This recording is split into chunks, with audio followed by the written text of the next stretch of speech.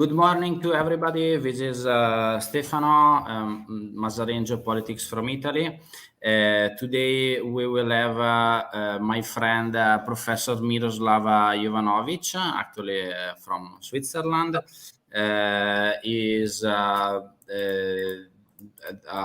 speaker specialized in many issues, but today we will talk about sanction. So we will have a different point of view about this focus argument that is very important, especially in the European Union.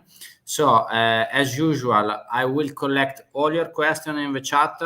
So if you have any questions about this argument or others, please don't be shy, put the questions. And after the speech of Professor Miroslav Jovanovic, we will answer to your curiosity and questions. Miro, the panel is yours. Thank you very much, Stefano. Greetings to everyone. As Stefano mentioned, I am from the University of Geneva, from the Dusan Srjansky Center of Excellence in European Studies, which is a part of the Global Studies Institute. I'm delighted to be here today with you to share a few thoughts about economic sanctions. And basically what I'm going to do is present an article which I wrote for the Economie Internationale, International Economics, and which is forthcoming in one of the forthcoming issues. Economic sanctions, it is the word which is passing through an inflation of use without always knowing what it actually means. But let us try to define that those are actions such as refusal to trade, invest, payment, transport, which mean to harm the target and these targets can be either countries or regions or companies or individuals in order to force change in their behavior. Now, we are passing through a time of a war. Now it is going on in Europe, but unfortunately and regretfully, I have to tell you that wars became the normal state of affairs. They are going on in Europe every 20, 30 years or so. And let us just take the European history from the year 1900 and slice that period today until today in segments of 20 years. And each 20 years or so, there were conflicts and changes of frontiers. And unfortunately, it seems that all frontiers in Europe, if we are comparing that to a grammar, all these frontiers are a comma, not a full stop. And these contemporary sanctions, economic sanctions, seem to be something like sieges of castles during the Middle Ages. And these sanctions seem to be a kind of tidier way of harming someone than bloody wars. However, these sanctions were also imposed on Japan and Germany between the two world wars during the past century. But these countries gunned their way through these sanctions. And also economic sanctions are applied even by the European Union on Poland, the country which received some 4 million Ukrainian refugees because of certain internal political matters. My presentation here today will focus only on economic sanctions. I shall not enter into the reasons why they are being introduced, but rather their impact. I'll start with the issue: who is in charge of, who is allowed to introduce sanctions, then the development of them, then the birth of the new monetary system, and then we shall see also what type of opportunities are introducing sanctions, and then at the end we shall conclude. Basically, according to the international law, whatever it means, is the United Nations Security Council under the Article 24. Another international organization which may introduce sanctions is the GATT, the World Trade Organization, Article 20, in exceptional cases. But the problem is that these national security issues may turn into a habit of introducing protectionism.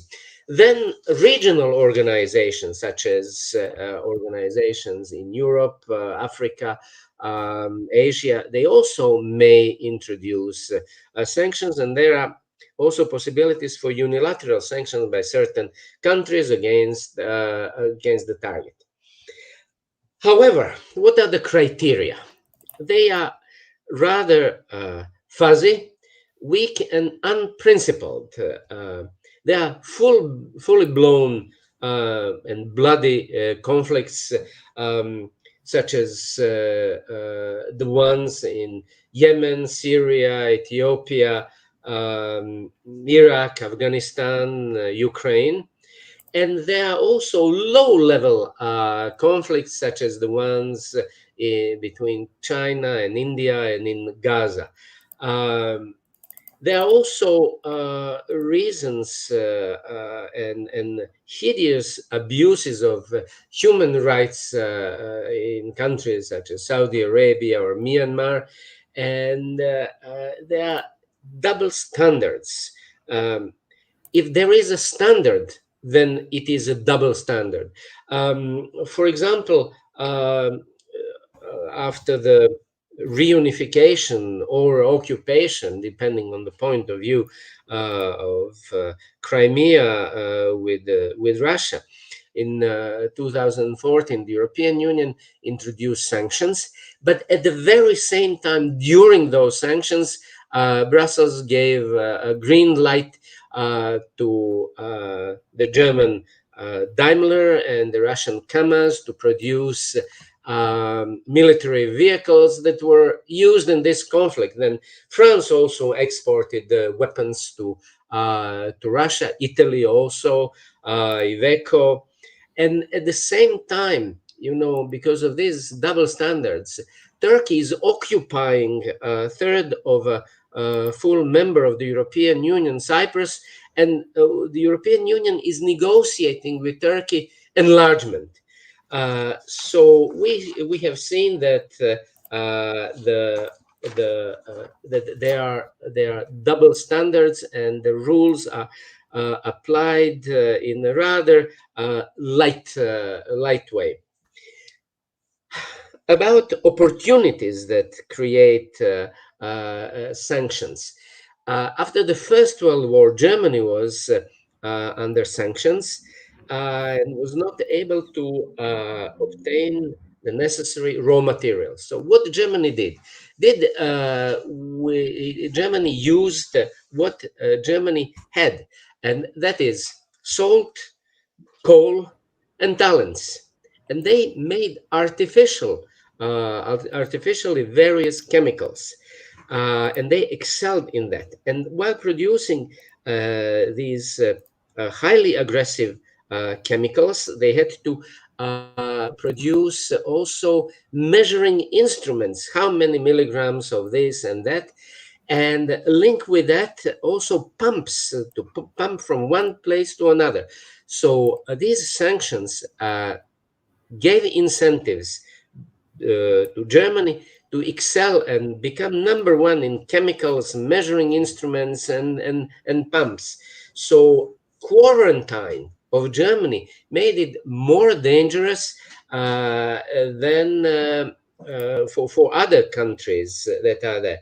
And then the issue of Crimea almost 10 years ago, sanctions on Russia made the sleepy Russian economy change. It was much easier before just to take and sell gas, oil, gold, diamonds, and timber, and buy everything else. Now Russia was forced to make a change and transform Russia from a significant international importer of food into a significant exporter of food.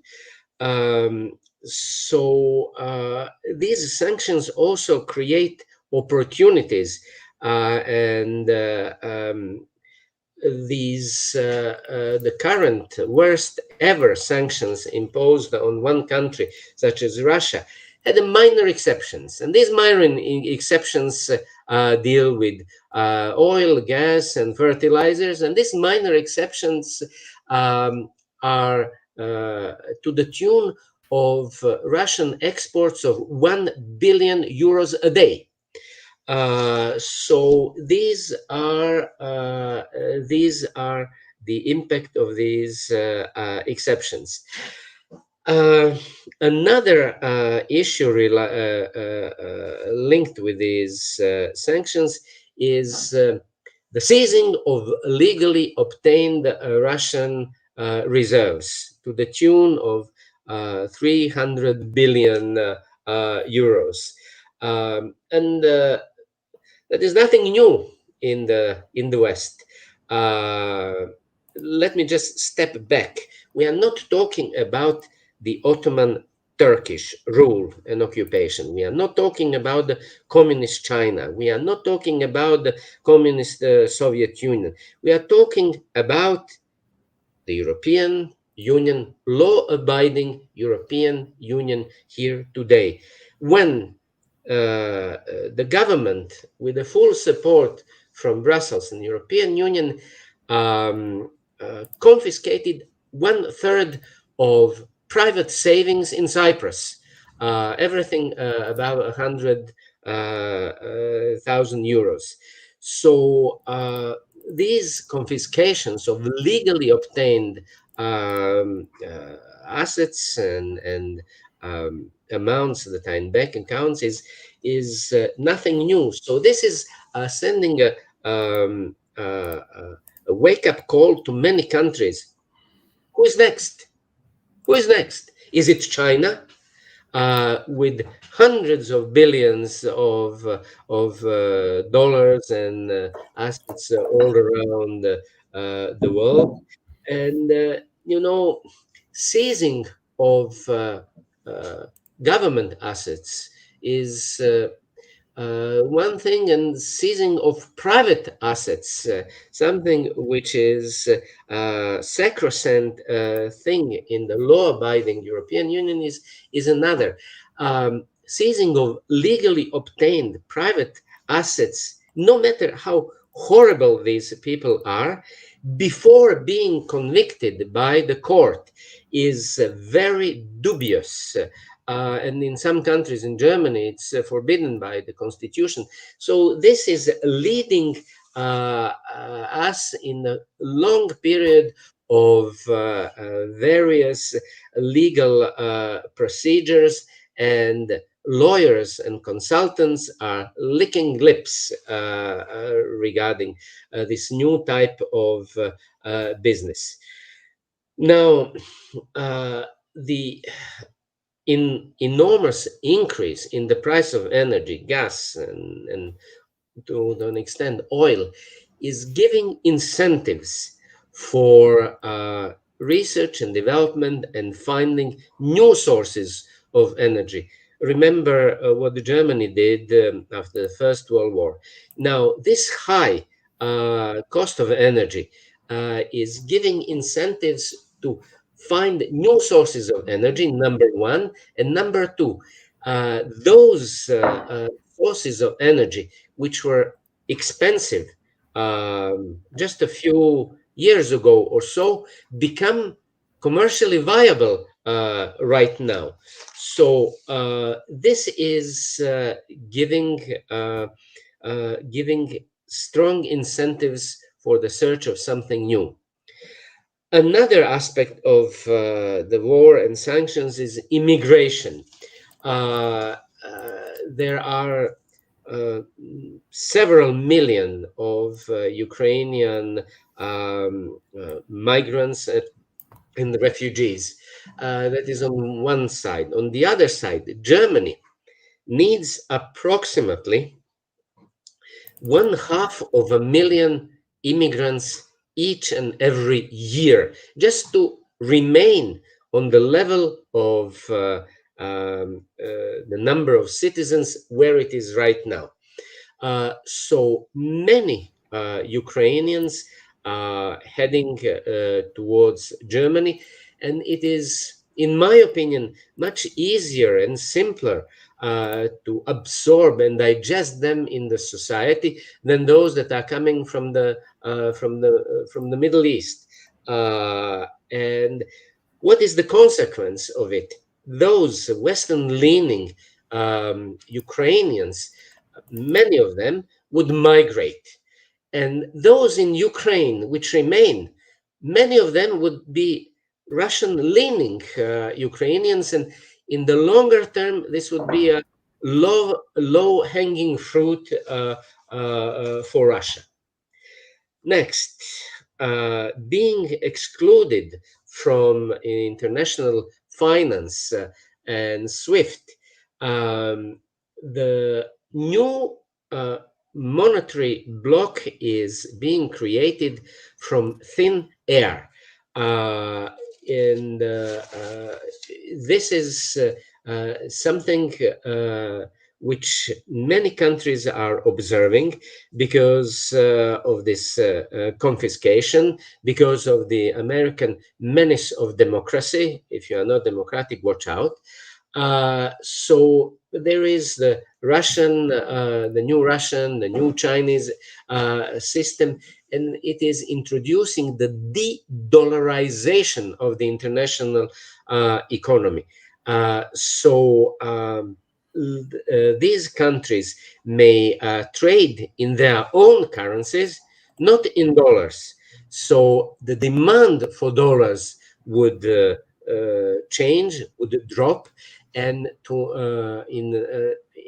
an extent, the Americans would lose this possibility to contain and direct other countries which are not using dollars. And also, the Americans would also lose a big part of seigniorage, which is an important part of the government income.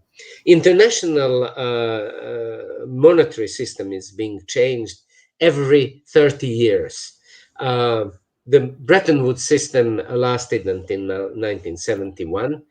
The dollar-based system crumbled on the 27th February of this year, when the G7 ministers decided to confiscate the Russian offshore accounts. And now we are witnessing a slow birth of a new international financial system, which is based on several currencies. The amount and the coverage of this is rather low right now, but it is increasing. India, Arab countries, China, Russia, many others are slowly moving outside of the dollar, and the demand for dollar, as I said, would diminish, and the US US influence. Now, if we take a look at the map of the world about the number of countries which introduce sanctions on Russia, we shall see that it is a rather limited number. Those are NATO countries, plus Australia, New Zealand, Japan, South Korea. And that's about it. And that is 10% of the world population. This 90% of the world population doesn't mean that they are supporting Russia. They just send a message that they don't accept the dictate from the West. And 90% of the global population is neither respecting nor fearing the West in this respect. And when sanctions are introduced, what it means, everything is available in the target country, but at a higher price. And those that are at the office and those that are targeted, they are solidifying their rule. And when they say that European countries introduced sanctions, which is not entirely true, because in Europe, one important and big NATO country did not introduce sanctions, and that is Turkey. Then there are small countries such as Serbia or Bosnia and Herzegovina that did not introduce. And one would add also Belarus did not introduce. So it's not even in Europe generally accepted. Impact on Russia. It is even today in The Economist wrote that these sanctions are not working as expected by those that imposed on Russia.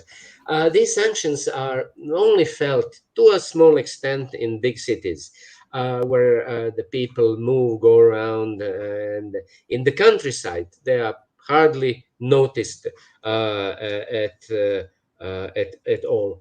The other impact is that the sanctions introduced inflation in many countries in the world. And basically, even in the literature, wild literature, it is well accepted that, I quote from The Economist of the 19th February, most economic sanctions have not worked. On big countries, not at all. On small countries, to an extent. Rulers in the countries such as Cuba, Iran, North Korea, Syria, Venezuela have not changed their behavior. Even in big countries, in Russia, during the war in Yugoslavia and the sanctions on Serbia, sanctions stimulated criminal behavior, and that is smuggling. And these smugglers entered with their money and influence into the government. And who suffers most? Those that are buying food and in poor countries in the world. And what is very important, what John Maynard Keynes wrote in 1924, is that the sanctions isolate people that want and that need change. These people need contact, support, exchanges, and this is being cut. In order to make sanctions effective, there are a few suggestions. First, objectives need to be clearly mentioned and identified. Weaknesses of the targets also have to be clearly identified. Then the possibility of the target to absorb this hit. Then sanctions need to be fine-tuned, and at the end there should be conditions for their lifting. The problem is that many those that are imposing sanctions are thinking more about the damage that is inflicted than on the objectives of sanctions to be achieved. And big countries, China, India, Mexico, Brazil, they are not introducing sanctions, and Russia has a wide possibility, not only for sanction vesting, but for normal trade with many countries. The what comes out of literature is that across the board, big sanctions normally don't work in order to change behavior. However, modest sanctions have certain impact. There is a long history of sanctions in Russia, in particular during the wars, the most recent World War, the siege of Leningrad, now St. Petersburg, or Stalingrad, Volgograd. And what often people forget is that Russia has been under certain sanctions for over 1 century, all the time under certain sanctions. There was a small stint during the 90s, and that was a disaster with inflation and the like. Let's also keep in mind that Iran is under sanctions for over a half of 1 century. Basically, what sanctions are pushing these countries is to become self-sufficient to an extent. And what the West has underestimated is the Russian capacity and willingness and possibility to endure this pressure. And we'll see how this self-flagellation, shooting in the foot in the West, will be responded in the West when the first snow falls down. If there is no gas, or if it is gas, liquefied natural gas, which is in normal circumstances some 40% more expensive than the regular gas. Now it is 4 times more expensive, and there is no enough capacity neither to produce, nor to transport, nor to not to absorb and save this gas, in particular in Western Europe. Now, to hit Russia, for example, regarding oil, is there is an interesting calculation. To produce 1 barrel of oil, of yes, of oil, it cost Russia $5, only $5. Now, to cap by the West, we shall buy Russia, but we shall not from Russia, but we shall not give Russia more money. Say, we shall buy your barrel at $10, so there is a small profit. That is a very serious threat and calculation. Now, on the other side of the story, would Russia be reasonable to sell oil at this discount price, in particular when the price of oil is $100 a barrel? Russia can sell at 90. It's a discount. At 60 or 70 or so, would find as many buyers as are as are there. Now, coming to my conclusions, is that we are facing the first big economic war of the modern era. The first domino has fallen, and now there is a ripple effect on the world, which is bad. And the track record of all these sanctions is either poor or disappointing. That is the reason for my presentation to be called economic sanction colon disappointing old wine in new bottles. Um, the low cost and trouble-free energy trade is behind us. And who are the losers? And there are many. Definitely in Russia, in Ukraine, in Europe, in particular, in Germany. In Germany, prices of energy have gone through the roof.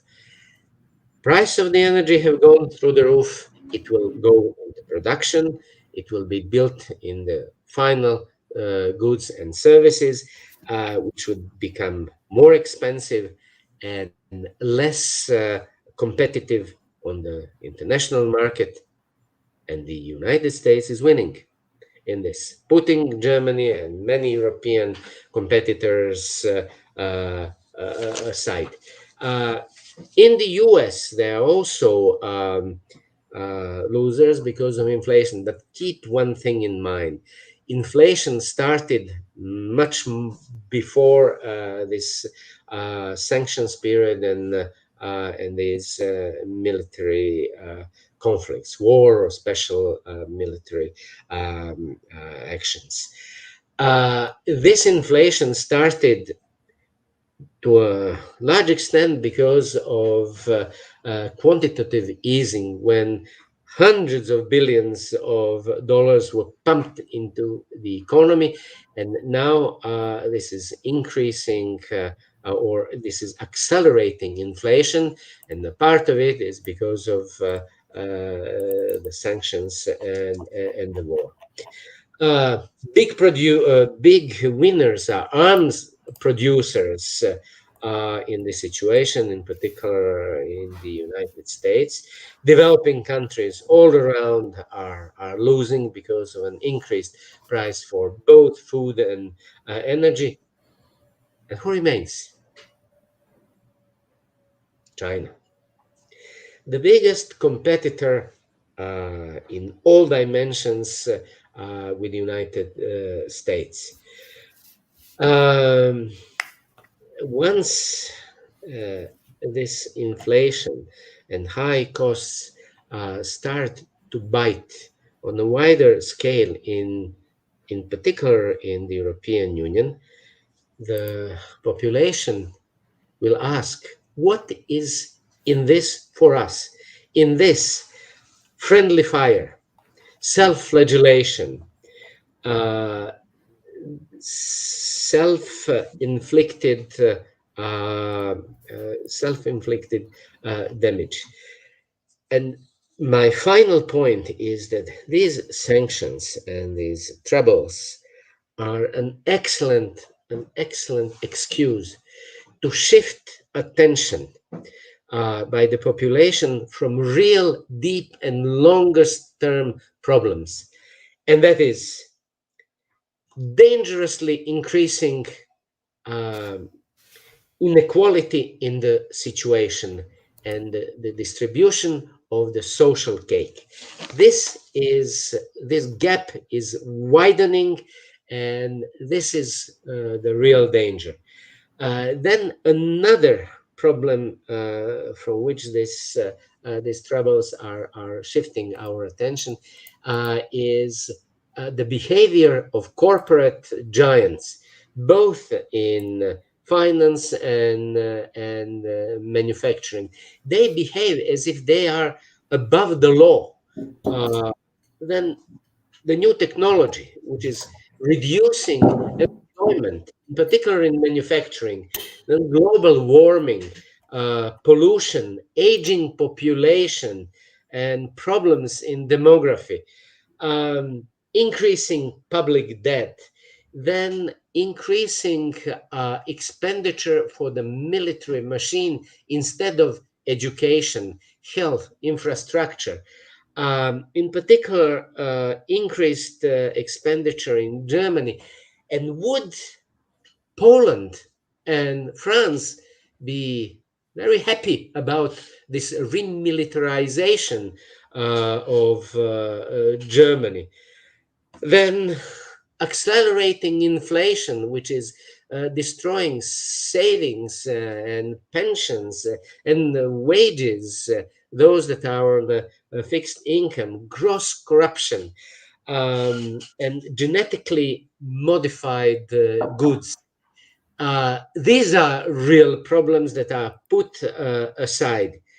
And now let me finish with a positive thing. Well, Winston Churchill said, never let a good crisis go to waste.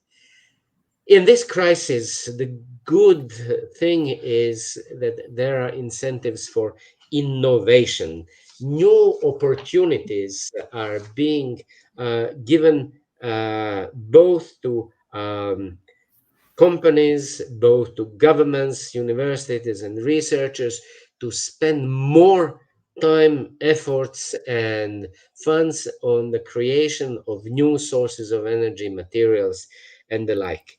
So let me, after this somber presentation, add a little bit of light in this rather dreary situation. That let's hope and wish that innovation will be stimulated and that something good will come out of this bad situation.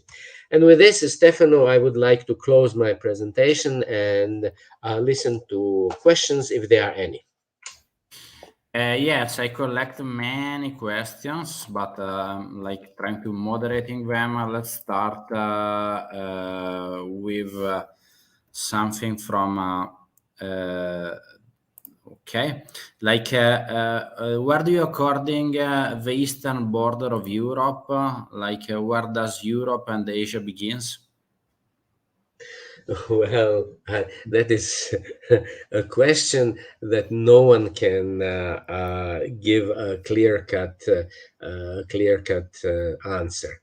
Uh, you see, the United Nations Economic Commission for Europe includes not only Europe but also Israel, um, Canada, United States, then Central Asian republics of Azerbaijan, Turkmenistan, Kazakhstan, Tajikistan, and the like. That is what the United Nations says.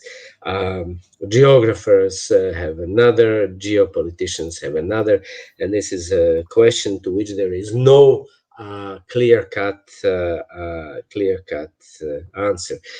As I said, that these frontiers are moving all the time, and let's try to be open because the the whole economic situation and even a big part of science and research is moving eastwards, moving towards China, and I would rather direct my attention to an exchange. As I mentioned, what Keynes said, exchange is something which is good, and let's try to spend attention and actions there. Okay. Yes. Now, but Mira, it was only like a fast to begin. Like so, Okay. Ramrod, as Miroslav compared sanction to laying siege to a castle, Mhm. should sanction not be considered an act of war, as they are designed to bring harm to citizens of the affected nation? Yes, economic war. Yes, definitely. But, Okay. but, Uh, but for example, look, Japan was under sanctions after the First World War, and these sanctions made Japan more dangerous. So Japan gunned its way out of it to Southeast Asia and the like. So sanctions, economic sanctions, may provoke hard war. This one it's like from Gordana Stetlian, that it's like Serbian. Like in Serbia, is established NATO office in Belgrade since 2006. It's a quarter of Serbian military. I understand by this that NATO runs Serbian government and makes decision. This is like our personal opinion, like, or am I wrong? And connected to this question, since NATO bombed Serbia in 1991, we are occupied country. What Serbian government should do so Serbia can economically stand on its feet? Middle working class is desperate situation for decades. Well, I fully agree with this. If Serbia were a neutral country, then military, and in particular those that Serbia war in war with, should not have its office in the heart of the high military command. So, first of all, they have nothing to do over there. But if Serbia were really an neutral country, and if Serbia is forced to keep this office, then on the left-hand side of this office should be an office of a Russian general, and on the right-hand side of a Chinese general. Yes, Serbia is an occupied country. This one from Monocilindro. Do you think that Russia can somehow thrive if it's isolated from Europe? What about the other way around? Well, look, it depends. Russia is a rather self-contained country. It has everything, but exchanges are always good, and this look. Let me step back and go. Germany was after the First World War a closed country, and it thrived. So, and it became more dangerous than if it were open and exchanges and had exchange with others. Yes, so Russia is much bigger country and can withstand this in a much easier way. Okay, this is connected. Two questions connected. Is there some kind of original effective historical precedent for the use of a sanction that introduced this common modern habit of using them? Connected question, or have they always be a supportive part measure that went as a supplement to a conventional economic warfare? Look, I mentioned at the beginning that there are no clear-cut rules. There are double standards. There are no principles for this introduction of sanctions. On the one hand side, Saudi Arabia is in a war with one of the poorest countries in the world, and nothing about. There are no words about sanctions. Russia is in a war or military operation, special military operation, and there are harsher sanctions. Turkey occupies a third of an EU country, and the European Union is discussing enlargement. So it is rather hazy. It is rather unprincipled, and the cost are always the cost is always being paid by the weakest, both in the world and in the sanctions imposing country and target country. Yeah, this is like another one still about sanction. Why we don't sanction Turkey? And this is a continuation of the Turks for years are a very dubious partner. I think there must be not tons of reason to sanction them, not to mention their fight against our Kurdish friends in Syria who fought on our side. Well, this is not a question for me. It is the question for those that are making decisions. Look, let me one step back. Let's not create the situation in which sanctions are necessary. Let's not provoke and over provoke someone to make something outside borders or inside their own borders to create these sanctions, to create reasons for sanctions. But always there are losers and winners. Losers are the weakest in the society, and winners are those basically arms producers that profit from this. Okay. This one still from Serbia. Freezing prices and wages, inflation could be stopped. Inflation and sanction only hurt poor people and middle working class. So there is a solution to this problem. Why globalists pushing inflation? Why? Uh, because they always find a way to avoid it, because inflation is a monetary phenomenon. They they buy food, real estate, and the others. They are getting rid of hard currency, buying real assets whose value is being inflated and increased, and only those that have this money profit from that. And that is once again that 1% of the society, and which is increasing the gap between the rich and the poor. And my opinion, and I have articles on that on my web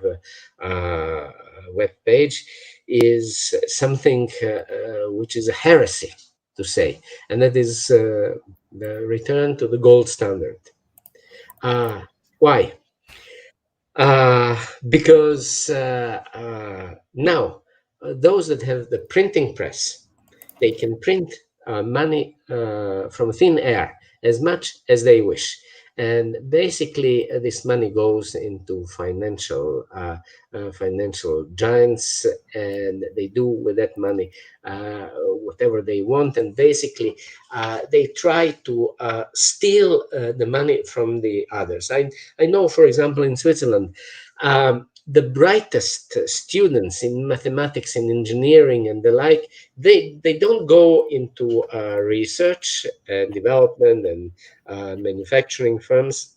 Many of them end up in banks because they know mathematical models, how gas is working. And it is very similar to the chaotic situation in the currency market. And they make models on how to fly through this turbulent situation. Now, in the case of the gold standard, the engineers wouldn't be able to do that. They would go into companies and do the engineering job, not stealing in the banks. They would work on new materials, new ways of doing things, and their talents should be directed towards something real and positive, not into the financial area. And in this inflation, chaotic situation, again, the gap between the richest and the poorest is going to be widening, and this may provoke social tensions. Before, in the Middle Ages, they were the slaves against the feudals. In the capitalist society, those were the workers against the capitalists. In the communist societies. They were the people against the Communist Party and their suppression. And now, in this situation, they are the people against the banks. So that is the that is the danger and problem. So let me put the last question about still Serbia, and then I will move to finishing questions. So we have like the last 15 minutes. Still, our viewer from Serbia, I'm interested in his opinion about Kosovo, where Serbia stands, where Albania stands, how to solve this tension. Is there a compromise? Look, this is away from the topic of my presentation here today. This is such a big problem which cannot be solved unless you mean that the solution is a total, not humiliation and destruction of the Serbian state, but also the Serbian nation. This is such a huge problem, and whenever they say that there is a solution or so, there is no solution. In much brighter people and in much better times, that was not solved, and this is definitely not the time and the people that can solve it. And then they say the frozen conflict. Everything is frozen conflict. Everything can explode everywhere, anywhere. So it's a very cheap political maneuver and label to say this is the time or so. And then what is in that for Serbia and what is in that for the Albanians? The Albanian, on the one hand side, may get another state. So there are two Albanian states which may eventually get together. But on the other hand, the Serbs in Bosnia, that 99% of them don't want to stay there, they are not allowed to have their own state and leave. And these two Double standard. two areas are 150 kilometers away. In Kosovo, there you want to separate from the Serbs, and in Bosnia you force Serbs to be there where they don't want to be. So the Balkans and this area is a bad news region, and don't expect some great new steps and movements over there. Just not to be worse than it is for a long time would be a very big step. And the promise of the EU entry is something that nobody believes into that. Not because of the fact that the conditions are impossible for Serbia, but also, will the European Union continue to exist? Or if it continues to exist, what is going to be its substance? Will it turn into something like OECD or so?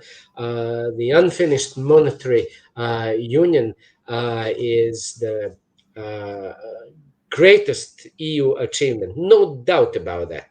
But at the same time, it is the weakest link. So the European Union has much more to worry about its own operation and future than to think about absorbing such a volatile region and countries in under its umbrella. So. If I can give you like one provocation about this thing, that it could be added also to like this crisis for Donbass or whatever. We have a simple example from Italy that was never used in a lot of cases, because we have one, let's call special region that is Alto Adige Südtirol. In the border of Austria, there is a UN resolution that is 1661 of 1960, where Austria was like, let's say, monitoring the situation of this region that had a complete autonomy from the Italian government. So I think that historically there is some cases that worked. Nowadays, Alto Adige Südtirol, it's the richest province in Italy because they took their own taxes, they don't give money to Rome, whatever. It's with a little bit German mentality. So sometimes also in Italy, I think we do things that could work in this special, let's say, situation. I have Just a second. In a sense, I lived in Alto Adige, in Bressanone. So okay. Brixen. Well, Brixen, whatever, Südtirol, if you want. Yeah. I know I know the problem from inside or so, and I have no problem with that. Not at all. I fully agree and support you, Stefano. But there is one problem: Islam. Okay. You are two Catholic nations, and there is, at least if there are no lingual or national or so, there is in a sense, ideological connection among these people, which is a very important and strong and pacifying instrument in this. Over here, when they come and burn many churches and monasteries and destroy on an almost daily basis Christian cemeteries or so, there is a very big problem. So one has to be very cautious about these things. But in general terms, I fully agree with your vision. Not only because you mentioned it, I just by life circumstances, I know this Alto Adige, Südtirol, Brixen, Bressanone. No, but it's as you know the place. Actually, it's the province with the highest level of quality in Italy. Everything worked, but if the example for Balkans, okay, difference of regions of religions. But for Ukraine, Russia and Ukrainian are both Christian Orthodox, and so this is why I think that for the same reason also the case of northern Romania, border with Hungary, whatever, that you have a lot of problems with ethnicity, but it's the same religion, both Christians. Maybe some diplomacy solution could be added to, but let's move. I have a last question for you. So this is a last question for the public, and then I have my question. Why is so hard for countries to cancel sanction? How can the population hold their elite to account their social posturing while the common citizens goes cold and hungry? Why it's so hard? Because the politicians may look at that as their defeat. Iran is under sanctions for 50 years, half of a century, because they use that as a puppet show, as marionettes. Whenever you don't like something, you pull a string or so.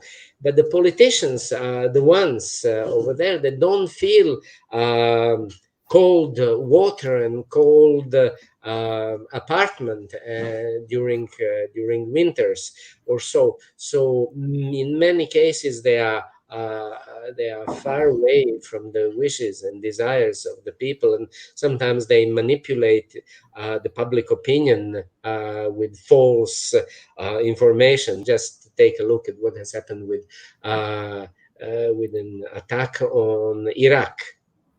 It was just the false information about the weapons, chemical weapons.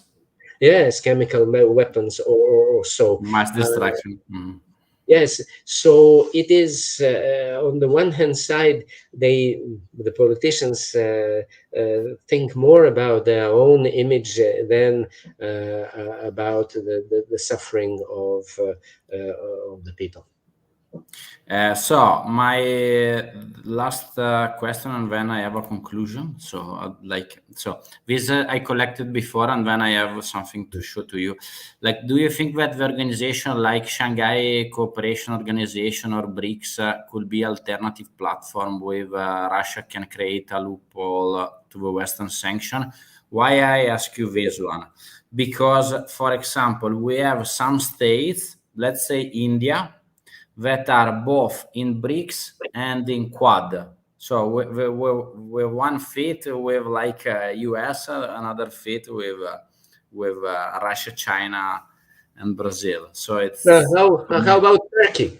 How about Turkey? It is in the heart of the NATO, and it is one of the most important, at least potentially most important NATO country, and is not introducing sanctions. As I said, and take a look at the map. Everything can be purchased and bought, and there are sanction busting all around. And now Russia is selling less oil and gas, but is receiving more money because of the prices which went through the roof. And the Nord Stream 2 is there, ready and available. You need just to press the button. So I would say that this is a very big geopolitical success of the United States, which last year had such a humiliating withdrawal from Afghanistan, total. And nobody talks about that. An oversized military complex of the United States is looking for engagement, or some engagement. And they got it. They got it. Just keep in mind that the American expenditure for defense is approximately 800 or more billion US dollars. But it's not all, because nuclear arsenal is under the Department of Energy. So you have to add a couple of hundred billion more. And if you put a list of all the countries that are spending on defense, the United States is number one, and 10 countries below the United States together are less than the United States. Russia expenditure is, I don't know, number 6, 7 or so. Russia spends less than Saudi Arabia. So this oversized military industry and sector found a very profitable new engagement, and shifting emphasis from a disaster in Iraq and Afghanistan. Nobody talks anymore about that, and this is a very good cover story and cover story for this. Yeah, I listen a lot of American, let's say, geopolitical analysis that the US had to, let's say, make the war only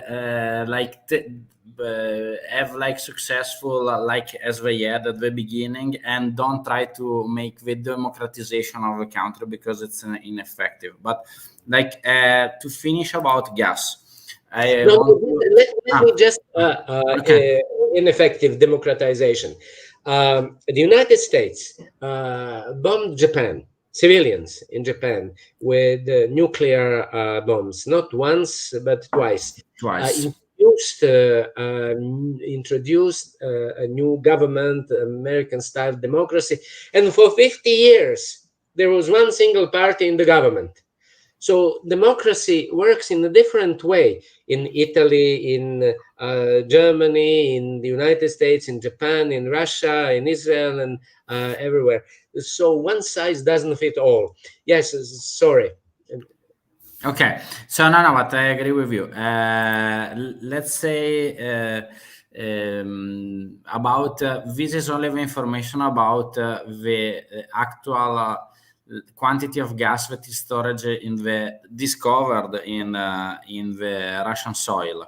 So it's about the 24% of the total natural gas in the world, and the proven reserves are equivalent to about 102 years of gas left.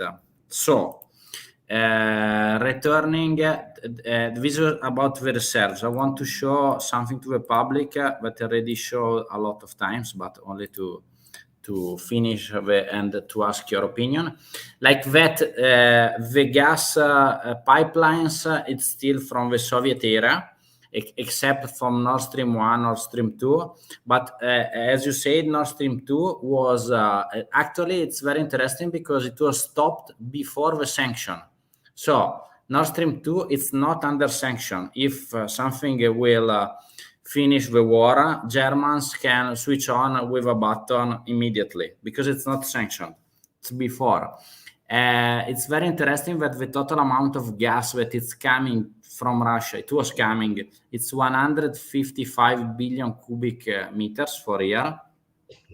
But the alternatives that we have, as you already said, it's US LNG, but it's expensive.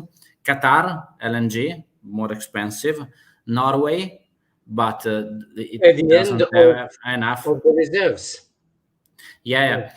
Australia LNG, Canada, Algeria, but however, Italy changed from Russia to Algeria, but Algeria is a military ally of Russia. Nigeria, it's far away, whatever. So this is like what is happening in the southern Europe with the idea of new pipes from Tunisia. With Algeria, we already have agreement, but it's not enough. This is the Trans-Anatolian natural gas pipeline from Baku, but also this one, in my opinion, it's not enough. And if we look where it's passed the pipe, for Russia, if they want to destroy the pipe, it's very easy. Because during the Georgian war in 2008, they were bombing the pipe, missing it. There were a lot of analysis about it, but it was a message that the Russian knew where the pipe is. And if the next time there would be a war with Georgia, they can blow it. The other thing that it's interesting, this alternative to Poland from the north. But the point that I want to show to you is this one. For sure, we have a problem with sanction, but the problem is that Russia have not an infrastructure to export to Asia at the moment. There is only Power of Siberia 1. The total capacity is less than 30 million cubic meters. And to finish all the pipelines, it takes minimum 8 years for the next one. So also, if prices are high, like now, if Russia will stop to trade with Europe, so this is the main question, both sides. This one, it's like the question is, can the European system give up Russian gas and these low prices to make its economy functional? What can be the alternative? Plus, can Russian give up to the European market, because actually it's still 70% of their revenue in the gas system? Well, there was a whole range of questions. Let me answer from the back. Well, everything can be done, but the question is at what cost and within what time span. to replace Russia may be possible in the longer term, and at an enormous cost. And in the meantime, the either inflation or cost inflation in Europe would increase, and the European products would not be competitive. Somebody else would enter these markets. So there would not be enough funds for this change. It is transition. possible. It is possible. Why I am look why I don't see the reason why Russia would stop selling gas and oil to Europe, Western Europe, when it is paid in hard cash, in euros or rubles right now, and it is a significant amount of money which goes into Russia, and instead of being spent back in Europe, in Italy, in Germany, France, or so, it is spent in China. So employment by this is created or kept in China and reduced in Europe. Number two, when you have shown this gas pipeline from Azerbaijan over Georgia, Turkey, and the like, you have no, this one in the middle, where you have this R and K, Turkey, R and K. Over there is a huge Kurdistan, and nobody knows exactly how many million of Kurds are living there, between 15 and 17 million Kurds. It takes only one guy to put a small bomb and to blow it up. It is impossible to police this. So the Russians would not need to send missiles or whatever. Just one crazy guy may blow it up. So security is always the question. And my final point in all my lectures with students is continue discussing, continue exchanges. It has beneficial effects because countries don't grow rich at each other's expense. Countries grow rich together. And as Keynes mentioned in my introductory presentation, exchanges are having a pacifying effects. Continue, work hard, take a look at your own affairs, European affairs, including Russia or so, and don't let others from the outside send so many billions of hardware or so to make a very bad situation even worse. I think that I'm clear what I'm talking about. And you know what?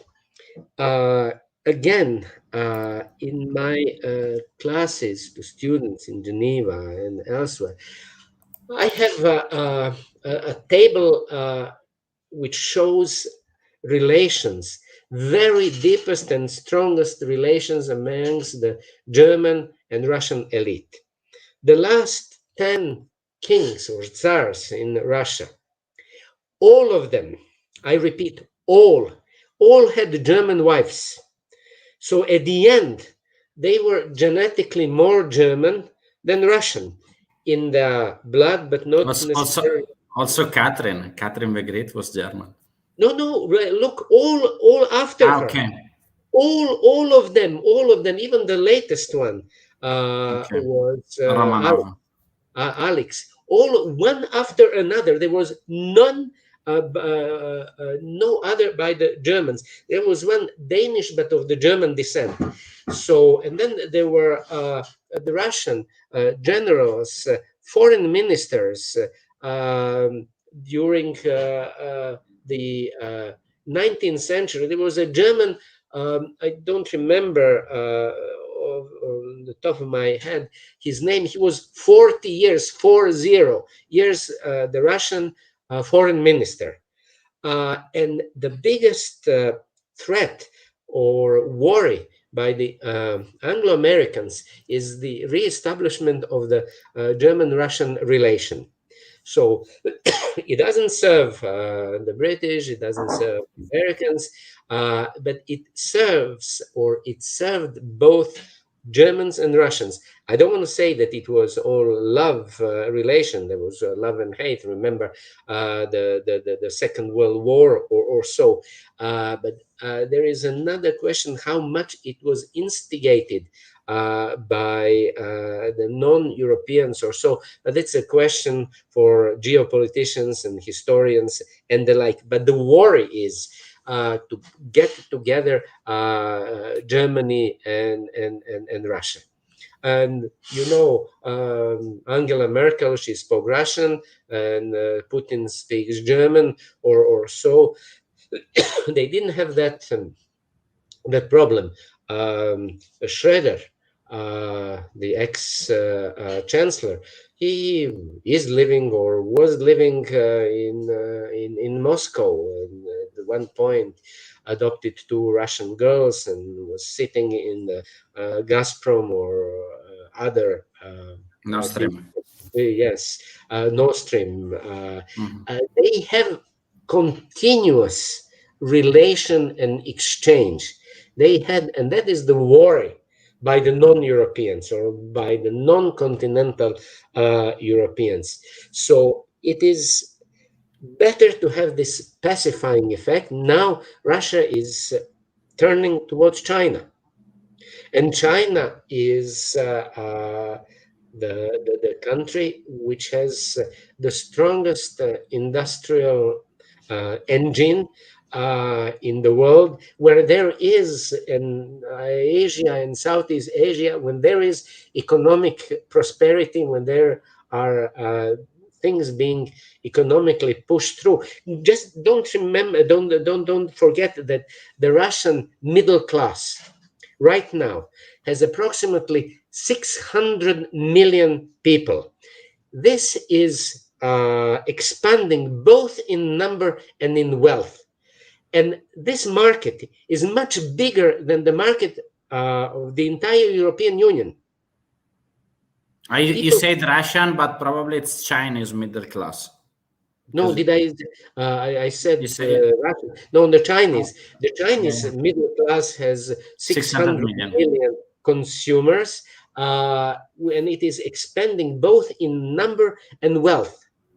And this market in China, which is expanding, is bigger than the entire market of the European Union. So people very often forget about that.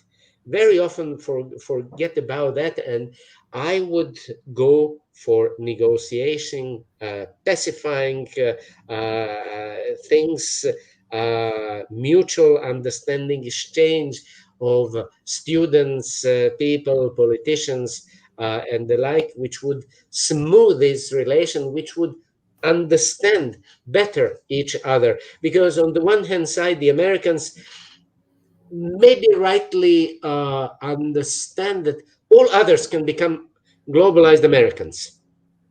That's the reason and the difference between the Americans and the Chinese.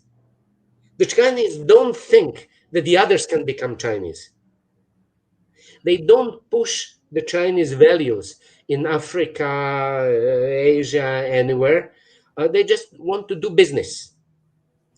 Sometimes it's good, sometimes it's bad, sometimes it's business with dictators or so, but they don't meddle in these matters. But the Americans, they want everyone to have Coca-Cola, films, music, chewing gum, and computers and the like. Some of them are excellent things. Some of them, like chewing gum, very dubious value and impact. Now, I think it was an amazing point of view, but like to agree with you, this is why I invite you here at also to the school. The main goal of this channel is to lead to this geopolitical school in April in Italy, and the idea is like to build bridges and don't burn them. So to create more dialogue as possible, because what I think that it's now lacking in the world is dialogue. The people it's closing himself in their small like cocoon. And I think that if we talk together, for example, European and Russians are mainly, for me, I know that very connected to the Russian world, but also European and US, everything. European and Russian are very similar. 80% of the Russians are living in the Russian core. Before the Urals were not Asians. So this is also a lot of Russians don't like Chinese. So this is why we are pushing them to move east. But my idea and my hope is that one peace could come, one process of pacification, and that the relationship could return back, because it could be much easier to make peace and make trades and whatever, instead of make a huge transformation that will affect a lot, especially poor people. Not people with money will get more money, but people without. As a person that spend all my other. Miro. I think that we lost Miro. Let's see if we return back. If it's not, I think Miro. Okay, yeah. We lost you. I'm back. Okay. I'm back. You see, I'm not sophisticated with the technology. I touched the button and I no problem. Look, no, it's only if you want like Miro, because we are like over 1 hour 20 minutes. Okay. If we wanted to, no, but it's only because to make the video affordable for the viewer after. If you want to conclude, and dopo aspetta che ti saluto quando ho chiuso, because people will not understand Italian, so it's easier for me to make cheating messages. So if you want to say hi to the viewer and conclude with your closing message, we will close the stream. Look, every crisis brings something potentially good. This crisis is bringing potentially possibilities for new research, development, and innovation. On the other hand, it would be better to